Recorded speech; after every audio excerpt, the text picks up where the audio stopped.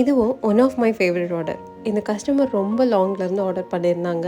நான் வந்து அங்கே பண்ண முடியாதுன்னு சொல்லியிருந்தேன். ஆல்ரெடி இவங்க என்கிட்ட ஆர்டர் ப்ளேஸ் பண்ணியிருந்திருக்காங்க. இந்த ஆர்டர் கொடுக்க வேண்டிய லொக்கேஷனுக்கு நான் சென்ட் பண்ண மாட்டேன், டேமேஜ் ஆகிடும் அப்படின்னு நான் முடியவே முடியாது சொல்லிட்டேன். அதுக்கப்புறமா வந்து அவங்க அரேஞ்ச் பண்ணி என்கிட்ட வந்து கொஞ்சம் நியர்பைலேருந்து பிக் பண்ணியிருந்தாங்க. எப்படி இது எல்லாமே பத்திரமா போக போகுது அப்படின்னு தான் நான் ரொம்ப பயந்துகிட்டே இருந்தேன். பட் ரொம்பவே கேர்ஃபுல்லாக போயிடுச்சு. எல்லாமே ரொம்ப பார்த்து பார்த்து பண்ணியிருந்தேன். பட் ஆனால் வந்து பட்டர்ஃப்ளைஸ் எல்லாமே ஆட் பண்ண மறந்துட்டேன். சம்டைம் வந்து இந்த மாதிரி தான் ரொம்ப ஹரிபரியாக பண்ணுறப்போ வந்து எதையாச்சும் மிஸ் பண்ணிவிடுவேன். ஸோ இதுலேயுமே வந்து பட்டர்ஃப்ளைஸ் மிஸ் பண்ணிட்டேன்.